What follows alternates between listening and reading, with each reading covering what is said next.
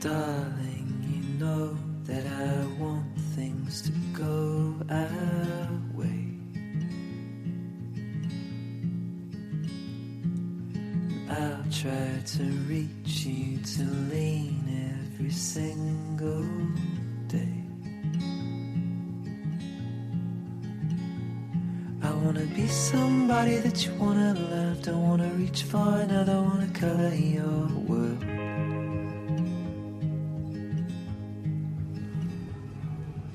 Je suis très heureux que vous soyez là. Je vous invite. On part ensemble. On part pour Paris. Nous arrivons à Paris, mais ce n'est pas le but de notre voyage. On arrive à Paris ensemble et là, on va se louer une voiture. On va prendre l'autoroute A6. On va faire 2 heures de voiture pour se rendre à Chablis. Chablis, superbe petite ville fleurie, extraordinaire, Chablis. On va se rendre à Chablis parce que Chablis, c'est la porte d'entrée de la Bourgogne-Franche-Comté. C'est le centre-est de la France. La Bourgogne-Franche-Comté, c'est un ancien royaume à l'époque médiévale. Et aujourd'hui, quand on pense Bourgogne, on pense vin, c'est sûr, on pense vin. Donc là, notre voyage, notre idée de voyage, c'est de Chablis à Dijon, ensuite de Mâcon à Lyon. On va faire 250 km. 250 km et il y a 4000 domaines. 4000 domaines. Et là-dedans, il y en a les plus prestigieux sur Terre. On est 60% en blanc, 30% en rouge, un peu de rosé et du crément, le fameux vin mousseux. Mais la Bourgogne, c'est 60% en blanc. Souvent, on l'oublie. Ce grand royaume du vin-là est divisé. Il est divisé en sous-régions. Donc, les Chablisiens, la côte de Nuits, la côte de Beaune, la côte chalonnaise ou les Mâconnais. Donc, mais une chose qui est sûre, c'est qu'il y a 2 héritiers de ce royaume, mais c'est le Pinot Noir et le Chardonnay. Pinot Noir et Chardonnay, bien, ils sont nés en Bourgogne. Les plus grands crus du monde entier, on s'les arrache. Là. C'est inimaginable. Si on pense justement à Chablis, on a les Valmures, on a les Vaux-Désirs. Si on pense, mettons, à la côte de Beaune, on a les Cortons ou les Montrachet. Si on pense à la côte chalonnaise, on a les Givry ou les Mercurés. Les Mâconnais, on a les magnifiques Pouilly-Fuissé ou les Saint-Véran. Et la belle côte de Nuits, les Gevrey-Chambertin, les grands noms. Les Gevrey-Chambertin, Vos-Romanée, Romanée-Conti, Richebourg, le fameux Richebourg 1978, qui a été qualifié par plusieurs comme le meilleur vin que l'homme a vinifié. Richebourg, 78. Certains vont dire Cros-Parentou, le fameux Cros-Parentou. Il y a un débat qui se fait entre les deux, mais on y revient. Vous allez comprendre un petit peu plus tard. Donc, il y a beaucoup de noms. Hein. C'est difficile de s'y retrouver. Beaucoup de noms. La Bourgogne, bien, c'est un peu compliqué, mais je vais essayer de simplifier ça. Donc, oui, les vins haut de gamme. Oui, les premiers crus. Les grands crus, les premiers crus. Et il y a en Bourgogne, il y a des vins. Il y a des vins de tous les jours. Mais il y a une chose que la Bourgogne a de très particulier, c'est les climats. Les climats. Il y a le climat. Le climat, c'est quand on regarde le ciel. Le climat, justement, il y a un avion qui passe au-dessus de moi. Le climat, c'est quand on regarde le ciel. Mais les climats, c'est quand on regarde le sol. Les climats en Bourgogne veulent dire les terroirs. Une partie de terrain délimitée dans un plan cadastral.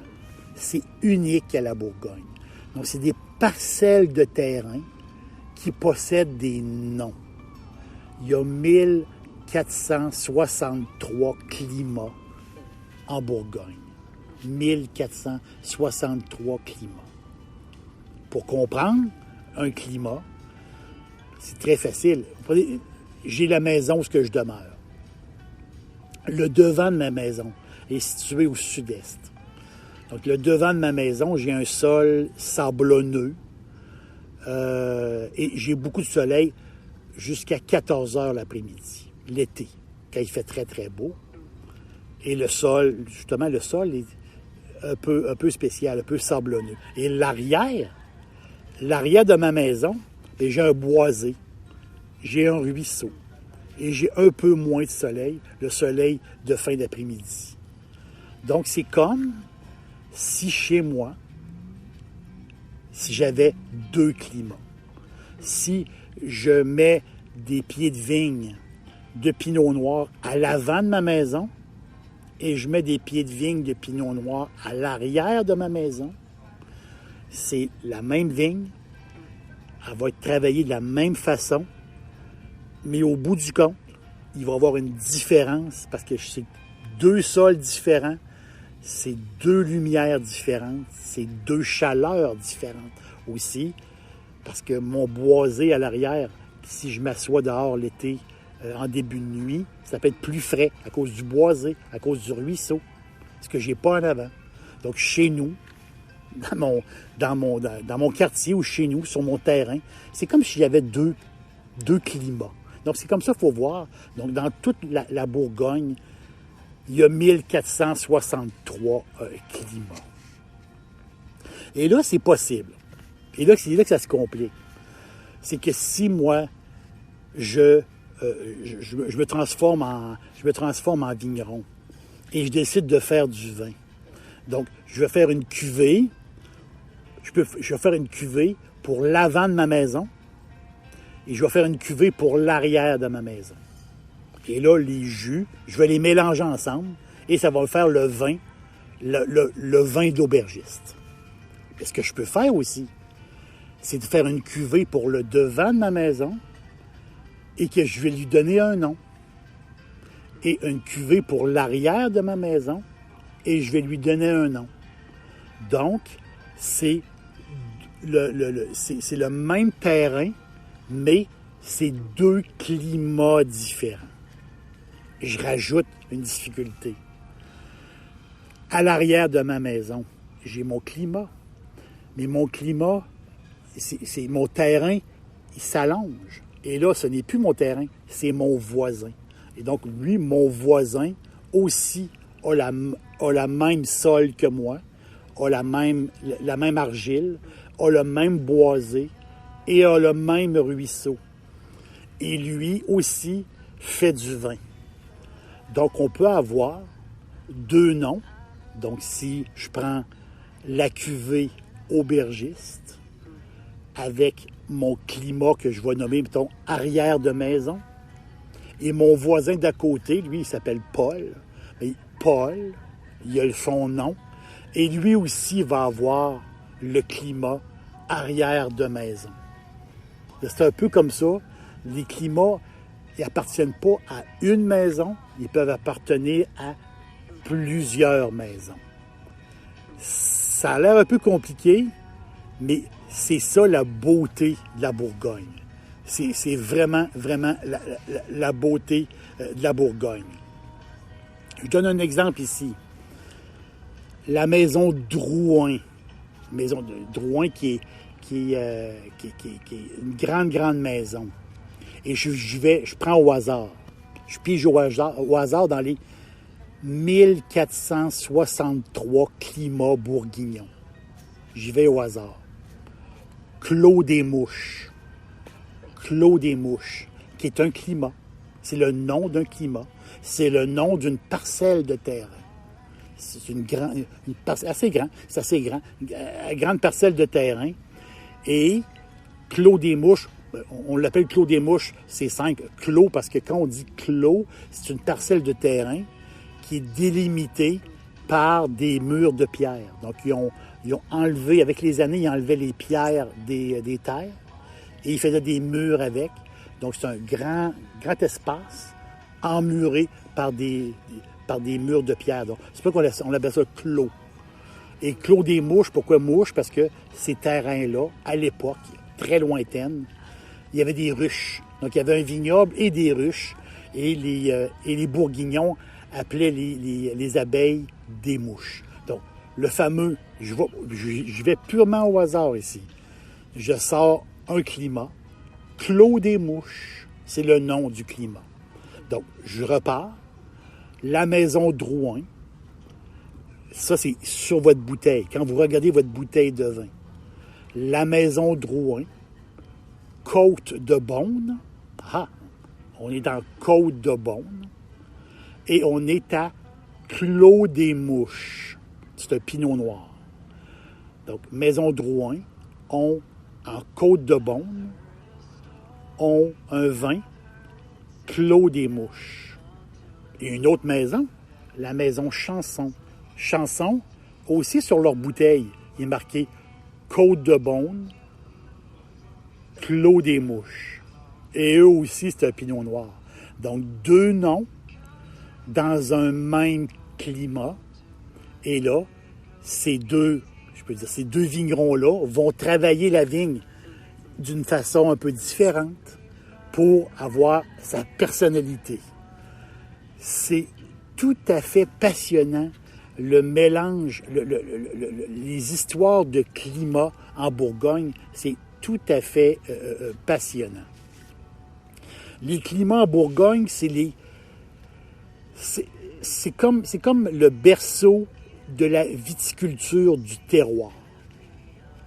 C'est un système, dans le temps, c'est un système qui paraissait, et même tout récemment, c'est un système qui paraissait assez vieillot. Le monde trouvait ça bizarre, des parcelles de terrain qui portent des noms et qui peuvent appartenir à une personne ou à plusieurs personnes. C'est un système assez vieillot. Mais quand on y pense aujourd'hui, c'est devenu un modèle. C'est devenu un modèle pour la viticulture de terroir. Aujourd'hui, on veut savoir d'où viennent les choses. On veut savoir d'où vient ce qu'on consomme. Et cette technique-là, qui est très, très ancienne, mais aujourd'hui, c'est extraordinaire parce qu'on peut savoir exactement, oui, c'est tel producteur, mais on peut savoir exactement à quel endroit le vin qu'on boit, exactement à quelle place est située la vigne.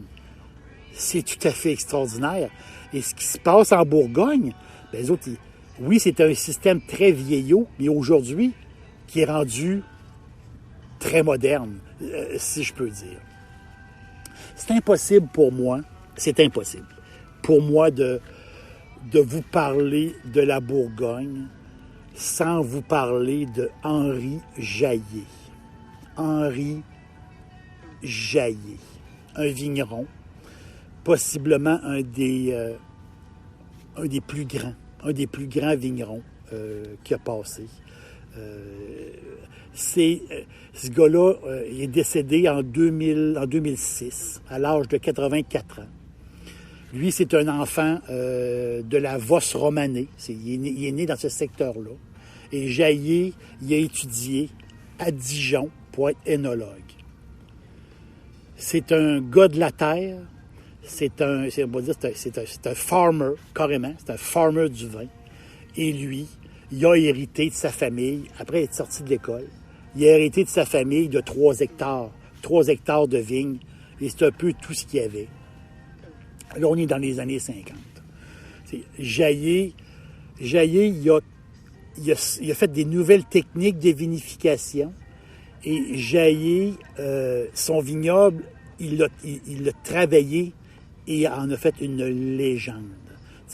Aujourd'hui, il l'appelle, il est décédé, mais il l'appelle le paysan intellectuel. C'est un peu comme ça qu'il l'appelait. Et Jaillé, c'est lui qui a fait des plus grands vins de l'histoire de la Bourgogne. C'est les plus grands vins. Il y avait une technique, lui, d'érafler en douceur. Donc, érafler, ça veut dire qu'on détache le fruit de la tige. Donc, la tige, la grappe, si je peux dire, donc du vin, la rafle, ça la rafle.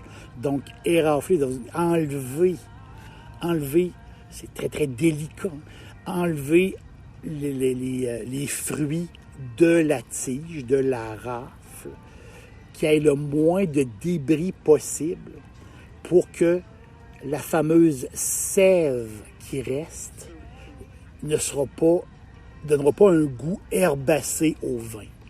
C'est la technique jaillée. C'est une technique très médiculeuse qui, on va le dire, cette technique-là, qui est une des plus reconnues pour faire des grands vins, c'est de l'artisanat, carrément. C'est de l'artisanat. C'est ce qu'on retient aussi de Jaillé, c'est que ce gars-là, il vivait dehors. C'est pas compliqué. Il vivait dehors, il marchait son vignoble. Et il l'a toujours dit, Jaillé de son vivant. Si un vigneron a plus de 6 hectares à s'occuper, il doit absolument déléguer. Un vigneron travaille 6 hectares, pas plus. C'est trop de travail. Il faut être constamment dans son vignoble et de surveiller ce qui se passe. T'sais, il a dit aussi Jaillé, il dit un bon Bourgogne, ça se boit jeune et ça peut tenir jusqu'à l'éternité. Puis c'est un peu drôle ce qu'il disait aussi. Il disait, un de ses plus beaux compliments qu'il a eu, c'est quand des experts goûtaient à ses vins. Et quand le vin était jeune, les experts pensaient que son vin était vieux. Et quand les experts goûtaient à son vin vieux, ils pensaient qu'il était jeune. Donc, il pouvait, ses vins étaient toujours parfaits, je peux dire. Il était toujours parfait. Et pour comprendre Jaillé, on est dans les années 50. Et lui travaille sur le climat de Richebourg. Il travaille sur le climat de Richebourg, cette parcelle de terrain-là. Et un peu plus haut, à un moment, quand on regarde un petit peu à l'horizon, il y a une autre parcelle de terrain, un peu tout croche, un peu délaissé. Quelques vieux pieds de vigne qui sont là. Ça faisait des décennies et des décennies qu'il ne se passait rien sur cette parcelle de terrain-là. Pourquoi? Parce que c'était un sol dur, caillouteux. C'était un sol qui était en pente. Il n'était pas intéressant à travailler. Et c'est un sol qui avait été... c'est un secteur qui avait été abandonné. Jaillé a mis des années et des années. Il a défriché ce coin de terre-là à la dynamite. Il a travaillé pour arriver en 1978, près de 20 ou plus de 25 ans plus tard, pour sortir de là un vin de qualité. Aujourd'hui, cette parcelle de terrain-là que personne ne voulait, aujourd'hui, on l'appelle le Cros-Parentout. Je vous l'ai dit tout à l'heure. Est-ce que le Cros-Parentout est le meilleur vin de tous les temps? Possiblement que oui. C'est 1 hectare de terrain seulement, qui donne quoi? 3 à 4 000 bouteilles qui se détaillent au moins 1 000 $ chaque. Et ça, c'est 1 000 $. Ça, c'est des bouteilles d'aujourd'hui. Les bouteilles signées Jaillé, c'est des bouteilles qui se vendent à l'encan. Personne ne peut se payer. Ces bouteilles-là, c'est possiblement le meilleur vin au monde. Je vous dis à bientôt, mais avant, je veux pas briser votre porte-monnaie, ni le mien. On ne peut pas se payer ces grands crus-là, mais quand même, on peut trouver en Bourgogne des vins tout à fait extraordinaires. Oui, un petit peu plus cher qu'on est habitué de payer, mais on peut avoir quelque chose de vrai. C'est un cadeau qu'on peut se faire, vraiment extraordinaire. En rouge, j'en ai un pour vous, de Didier Ercker. Didier Ercker, on est ici en côte chalonnaise. C'est un givry, premier cru. Et le climat, les bois chevaux. C'est le nom du climat. Les bois chevaux, cette parcelle de terrain-là. Didier Ercker, côte chalonnaise. Givry, premier cru. Les bois chevaux. C'est tout à fait extraordinaire. Un pinot noir goûteux, avec une belle intensité, un petit côté cuir, magique, extraordinaire, fantastique. Et mon eau de vin, de Jean-Marc Brocard, un Chablis premier cru. Et le climat, Vaudevey, V-A-U-D-E-V-E-Y. Ça, c'est le nom du terrain, de la parcelle, le climat, Vaudevey. Donc, une robe pâle. Il y a même des reflets, comme des reflets argentés. Magnifique. En bouche, un petit côté nectarine, un côté très minéral. Incroyable. Un grand chardonnay.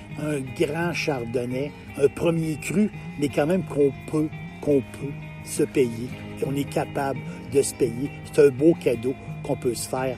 Jean-Marc Brocard, Chablis premier cru, climat Vaudevey. Vous allez triper. Je vous dis, vive la Bourgogne avec ses climats et vive la vie.